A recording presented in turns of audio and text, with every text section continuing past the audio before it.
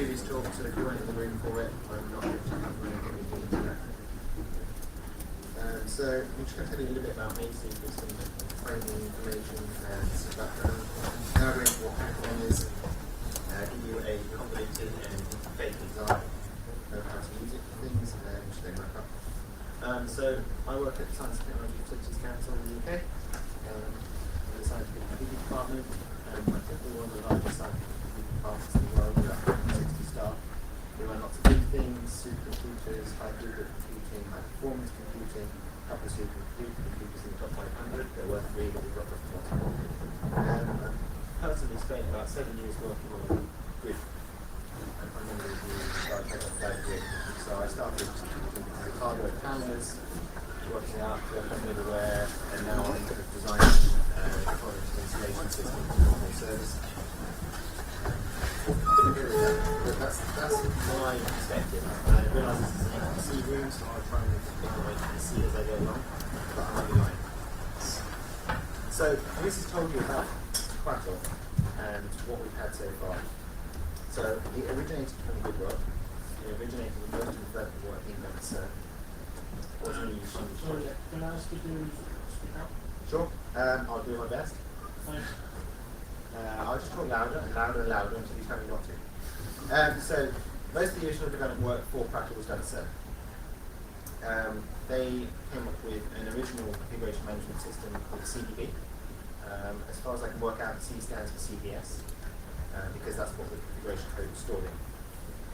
It was integrated with some of the production systems at CERN doing inventory and deployment. Tried to get used by other people in the community, quickly abandoned it and replaced it with something called SCDG, but it stands for Subversion. You can see the back of the version here. And if there were no inventory system package at all, it's just some anti-classes that run stuff for hosts and some of the infrastructure that Louise mentioned earlier. Both of these had scaling issues. So CERN have recently moved away and have switched to Puppet. Some of their workflows involve, I believe, something like a 2-hour wait to deploy for a change to go out. I think Louise experienced this firsthand at some point. Something like that. Quite honestly, if you're going to be doing that sort of 400 configuration is 2 hours. yeah, something really terrible. SCB is what we're running in production at the Tier 1 in London Appleton Laboratory. We've got about 2,500 hosts in it now, and if you want to make things to all, it's about 25 minutes, which is starting to become a scaling issue for us. But both of those systems have similar programs. You code, compile, commit, probably repeat, or in some people's cases you code, compile, it doesn't compile, code, compile, it doesn't compile. Go around that circle until someone goes and fixes your problems for you.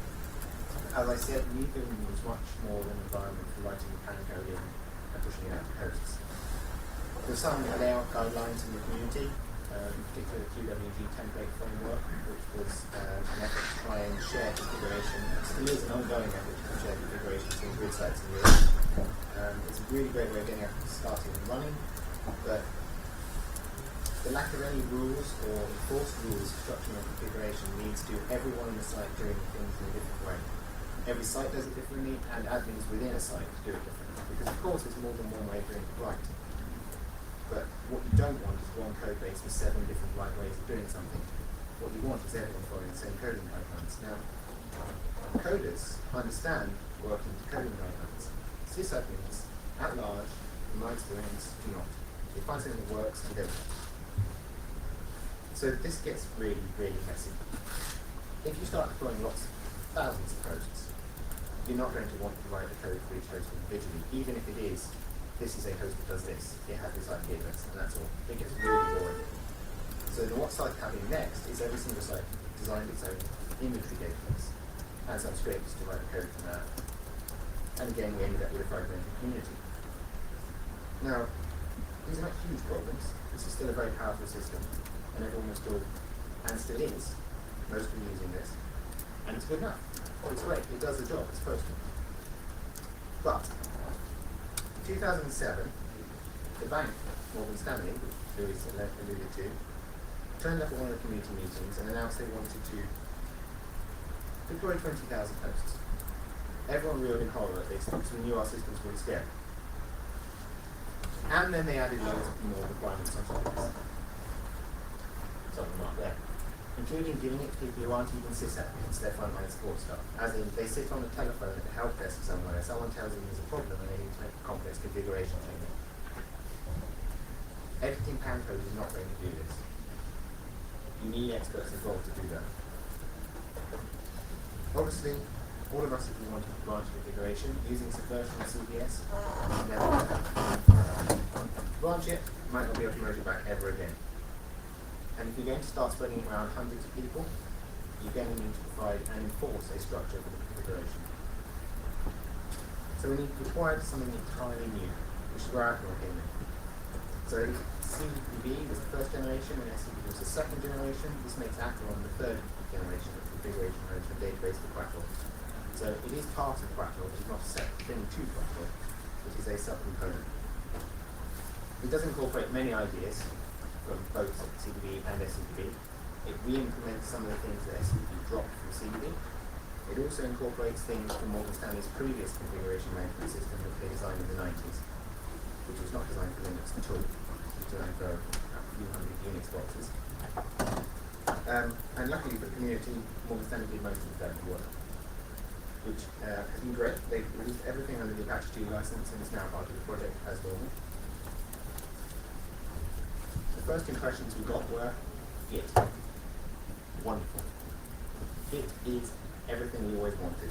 Proper branching, proper merging, we can do development without breaking our production systems, which is great. Also, we can give it to new people and they can do development and learning without breaking our production systems. The next thing we decided or discovered was that there's no longer some code, a compiler, and a web server and it gets pushed out to systems. There's now this thing called a broker, whatever that is. It's a daemon that owns parts of the configuration and writes code for you, which is terrifying the first time you see it. And there's a command line with documented commands and man pages. This was shocking. So the architecture is the little box that you saw on the Lisa diagram which is actually quite simple, especially when you can see it without all the rest of the mess around it. The two purple bits that you have as user-facing processes, so Git on the right, the AQ client, command line client on the left. That is your entire interaction with the system. You write code, you connect it to Git, you ask the broker to do things using the client. Some of this ends up in something called AQDB, which is a relational database of your choice, but there's only two that we support. It triggers the ANT to compile, it triggers PAN, it goes into the build stack and goes out to web servers before. But now you actually have an interface for dealing with it. So this makes things really powerful. The broker really is a source of all power. It provides the workload that you're missing. It writes you PAN code for your objects and relationships. And I'll go on to what an object is in a minute.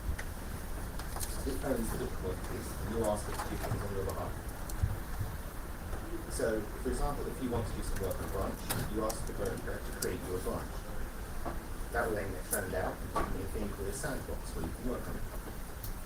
You can then attach your hosts, or some of your hosts, just for testing, to your sandbox. So you can now work in a completely isolated environment away from your production systems.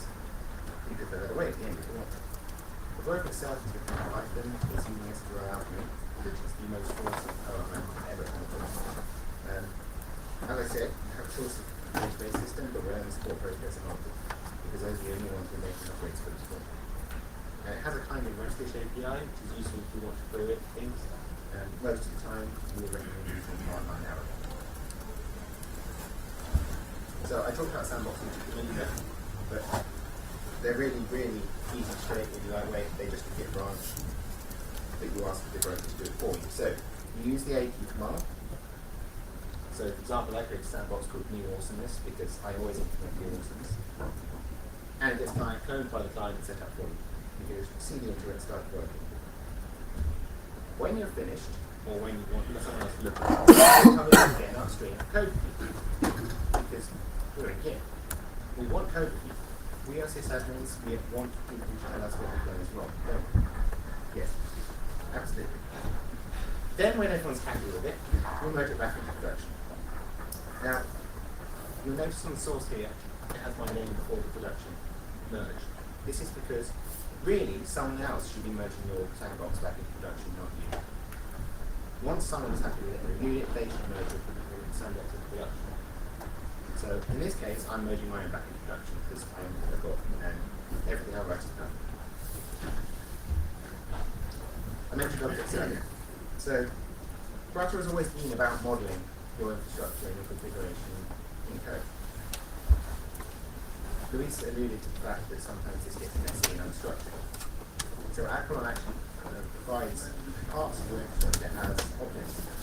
These are then stored in the database. You can change relationships between them, but things like buildings, rooms, racks, desks, machines, switches, gateways, these can all be defined using a command line, linked together using a line. Broker then writes the actual pan code for you. You never see it, it's hidden behind the scenes, it's just connected to the compiler time, and everything happens as if by magic. It also implements a few structures for actual configuration. So features which are just blocks of pan code, in fact, as the broker sees it, they're all something you write, but it has to be self-contained, it can include other things, and this one will go back into the department and do pan code. Personalities is what your machine has. So one machine has one personality.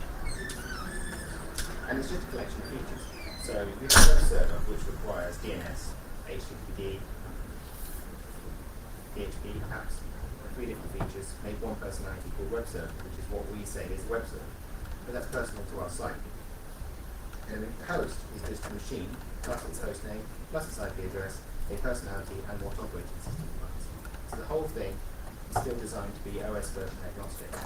So we run a scary number of different versions, point releases of Scientific Linux in production with the same configuration trim, because most things that need to be abstracted away, things that don't aren't.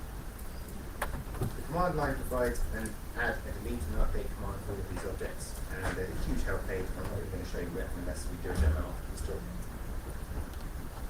The next part of the model is services, which is just the concept of a service, the fact that you have servers and clients. You want to keep track of them, you want to link them with each other. And the real power comes from these things called service maps. So you might have, for example, multiple services of the same type, but different types of hosts are interconnected. So you can define rules based on which ones match which hosts. And I'll give you a convoluted and slightly made up example in a second. But at the moment you can create those rules based on what organization it is, what physical location it has, and what network it is. When we say network IP address, what we mean is the network root IP, so whatever it is, /21 or something, for example. So you can allocate a service to a subnet. So for example, you have two clusters, both have two different types of compute node, but each has an NFS server, app server, and software cluster, which has exactly the same personality because they're just NFS servers. But each is in a separate subnet. What you could do is define an NFS service with an instance for each cluster. It's that simple. Add a server to each instance. Again, this assumes these servers are already set up in the configuration system. Add the requirement for NFS to both of those compute node personalities. So that is to tell Aquilon that if you have a GPU cluster node or a Xeon Phi cluster node, they both require NFS. As in, you cannot build them without NFS. This is not a valid configuration of course. And then we say, to get those different servers on those instances, these are the rules for which gets which. So if it's in one network, it gets one. If it's in the other network, it gets the other. Okay, that makes sense. Do it that way. So, at tier 1, we were the first site to try and run understanding. Partly this was because their Unix dev team is based in London, we're based in Oxfordshire, it's just down the railway. If that ceiling collapses, it's not my fault. So we could get their developers into our office pretty quickly, sort things out. It took about 6 months of communicating with the organisms for their code to actually get anything running in the first place. We're now running with about 200 hosts, what we call pre-production, which is basically driving a private cloud at the moment, plus some alternates like web servers just to try things out. We're still running SVP in production. The more and more people play with Aquilon, the less and less they actually want to use SVP anymore. It really feels like a comparison. Waiting 10 minutes for something to compile just because you want to check it works. It's not even worth it. So we're getting very close to full migration, hopefully this year. But we're close to 3,000 hosts now. It's going to get better carefully. But one of the things we we decided was we had a mess before, we're not going to replicate that mess again, so we're going to clean things up and move as we go. And I think, again, also doing the same thing, moving slowly and cleaning things up as we go. So, just to conclude, Aquilon is the third generation CMD fragile, and at this point, as far as the community is concerned, there aren't any more CMD and SMP gone. If we're using them, we're not going to support them. You want one, use this. It integrates with inventory information, and you can use it as an inventory database. We're not at the moment a legacy inventory system. We intend to, once we migrate away from SMP. It provides a framework and enforces it. And the broker is really the source of your power. There's also a solution for your problems. Now, one thing I didn't mention, because you've got a broker in the command line and the rest of the shit, which gives you role-based access based on levels. You can start driving things with other tools. You can start developing something like a platform as a service.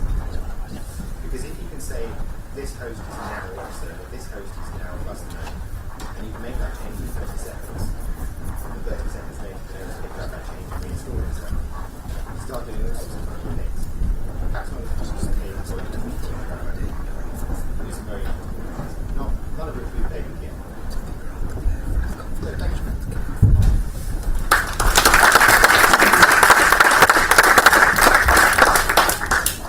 Any questions?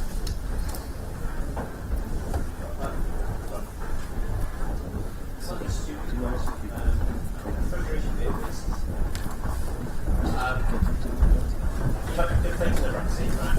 Or desktops. I know the answer to this is if somebody moves something, that thing, right? Yes. Absolutely. But is there any mechanism that around discover discrepancies within the grid? So we have a mechanism for discovering discrepancies based on network intentions. But unless we are able to tag our service or something, I don't think we know when. So we've got one, internally we have one based on MVP which checks the switches. But yes, the answer is kill it. So the funny thing about the configuration management system, which is often overlooked, is that if you're going to do that, you need a configuration management architect who owns the whole system and is strong-willed enough to hit people on things when you do things wrong. And this person should be the person doing most of the code review and encouraging others to write good code and not move things that they're not supposed to. Maybe the idea of our coding is security. Yeah. I'm not sure how it works in a room full of methodology and so on. Something like that. There's a product there, I think, maybe for Dell or something. Yep. So, with the Aquilon system, just to clarify my understanding, the plan code is still there, Yep. but the sort of help desk type user you're talking about never actually sees that. They're just configuring the sort of command line action. Yes. I can actually give you some examples. Probably have a server I can destroy. Or that no one will notice if I do destroy it because it's sensitive. So actually this is the command line. And the reason I didn't want to show you the commands is there are that many commands for doing various things with this system. Each one of those has a piece of help data. So I'm just going to see if I find some. Oh, I know. Any shell code.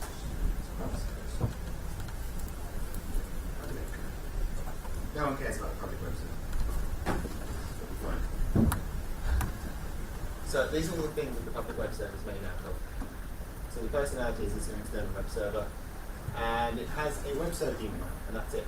Because it's part of our site, it also gets all these various things like DNS and LVP into serving tools and the message of the day. So every single post we have gets those. It's everything about it, but it's not actually a real machine, and it's in a fake building. So it's currently a web server. Let's make it a writing search name. So this is the sort of thing that a help desk or even a user could have if you want to make some kind of platform for service nothing.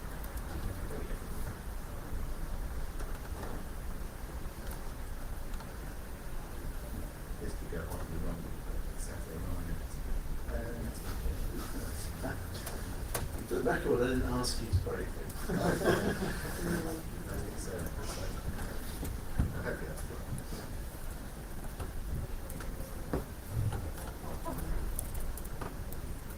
Fingers crossed. Yep, so that node is now becoming Elasticsearch node. So I should probably undo that for 20 minutes. That means the web server will probably get uninstalled for maybe a minute, and Elasticsearch will start up and trust. But yeah, so for a help desk user, they can do that fix users probably pretty quickly. Really, they should be changing the personality of the server. So where you've got to is you can still break things, but not for stupid reasons like syntax errors Yes. or Because the compiler sits there and verifies all your profile information up front. You have that information before you've gone the program. So instead of, the way I think of it, instead of moving fast and breaking things, or moving fast and not breaking things, it's got to be better. or something like roles, so you can say you're a help desk user. Yes, yeah, so we don't have any roles set up because we're all power users and we trust everyone, right? So the roles are based on what commands people can run. So you might not want anyone to be able to make network commands, for example, because you might have a networking team that does that. You might not want people to be able to change personalities if they're in a certain subteam, or if they're in support. But you might want them to be able to add features and remove features from existing personalities. It's up to you to define what the roles are. At the moment, they're coded in Python, so you have to put the Python module in to change the roles, but I believe that probably something soon. The development is moving scarily fast because it's a big team of developers keeping it going and understanding. We're putting local requests into them and then that's good. You know that any work done on integrating this and Elastic Cloud, for example, some of them? I don't think they'll have low machines. You can just treat the machines as any type of managed machines. And in terms of using it to trigger the generation of VMs, no, I don't think there has been any work done. I know that Morgan Stanley are looking at how to counter this. At the moment, what they've done though is focus purely on things like VMware. So they are merging stupid amounts of VMware clusters and machines. So one of the concepts it has built in is the idea of a cluster of VMware machines around and there's another daemon that sits alongside that VMware. Unfortunately, it will be a good thing by other houses. So I think